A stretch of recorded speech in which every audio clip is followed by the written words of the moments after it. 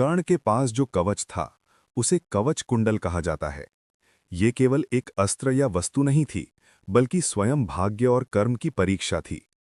ये कहानी केवल युद्ध की नहीं, बल्कि दान, त्याग, छल, धर्म और नियति की है। अब सुनिए ये कथा एक ही प्रवाह में, जैसे कोई बुजुर्ग आग के पास बैठकर पूरी कहानी सुनाता है। उस समय पृथ्वी पर धर्म और अधर्म के बीच की रेखा धुंधली हो चुकी थी। कुरुवंश के आकाश में युद्ध के बादल घिर रहे थे, लेकिन इस युद्ध से पहले ही एक ऐसा वीर जन्म ले चुका था जिसकी नियति लिखी जा चुकी थी। ये कथा है उस वीर की जिसे संसार दानवीर कर्ण के नाम से जानता है। कर्ण का जन्म साधारण नहीं था। कुंती ने युवावस्था में ऋषि दुर्वासा से प्राप्त मंत्र के प्रभाव में सूर्यदेव का आवाहन किया। सूर्यदेव प्रकट हुए और बोले कि ये मंत्र व्यर्थ नहीं जाएगा। उसी क्षण कुंती के गर्भ से एक तेजस्वी बालक उत्पन्न हुआ। वो बालक सामान्य शिशु नहीं था। उसके शरीर पर जन्म से ही स्वर्ण के समान चमकता हुआ कवच और कानों में दिव्य कुंडल थे। ये कोई पहना हुआ कवच नहीं था, ये उसके शरीर का ही अंग था। देवताओं ने देखा और समझ गए कि ये बालक असाधारण है। लेकिन लोकलाज के भय से कुंती ने उस बालक को त्याग दिया। वो बालक एक टोकरी में बहता हुआ अधिरथ नामक सूत के घर पहुंचा, जहां राधा ने उसे पुत्रवत पाला। सूत पुत्र कहलाने वाला वही बालक आगे चलकर संसार का सबसे बड़ा दानी बना। वो कवच कुंडल सूर्यदेव का वरदान था। जब तक वो कवच कर्ण के शरीर पर था, तब तक कोई भी अस्त्र, कोई भी योद्धा, कोई भी शक्ति उसे परास्त नहीं कर सकती थी। युद्ध में शस्त्र उसके शरीर को छू तक नहीं सकते थे। वो चलता हुआ नहीं, बल्कि युद्ध भूमि में खड़ा हुआ सूर्य लगता था। यही कारण था कि देवताओं तक को भय था कि यदि कर्ण इस कवच के साथ युद्ध में उतरा तो पांडवों की विजय असंभव हो जाएगी। कर्ण बड़ा हुआ। अपमान, तिरस्कार और सूतपुत्र कहे जाने की पीड़ा ने उसे कठोर बनाया, लेकिन उसकी आत्मा को नहीं। वो दानवीर था। उसने प्रतिज्ञा की थी कि जो भी याचक उसके द्वार आएगा वो कभी खाली हाथ नहीं लौटेगा, चाहे वो धन हो, राज्य हो या स्वयं उसका जीवन। कुरुक्षेत्र युद्ध से पहले देवताओं में हलचल मच गई।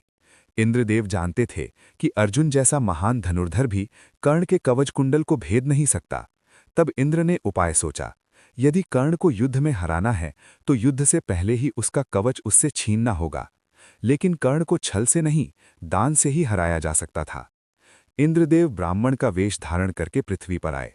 उसी रात सूर्यदेव कर्ण के स्वप्न में प्रकट हुए और चेतावनी दी, वत्स, कल एक ब्राह्मण आएगा। वो तुझसे तेरा कवच कुंडल मांगेगा। वो स्वयं इंद्र होगा। मत देना, अन्यथा तेरी मृत्यु निश्चित है। कर्ण जागा।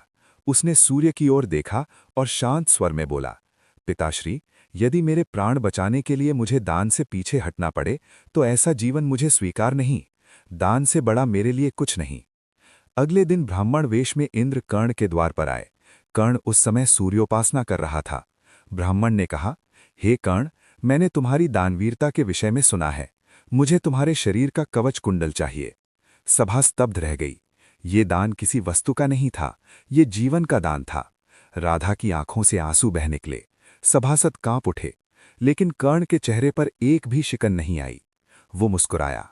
उसने कहा, हे ब्राह्मण, यदि यही तुम्हारी इच्छा है तो मैं तुम्हें निराश नहीं करूंगा। कर्ण ने बिना विलाप, बिना पीड़ा दिखाए अपने शरीर से कवच कुंडल को काटकर दान कर दिया। रक्त बहने लगा। धरती कांप उठी।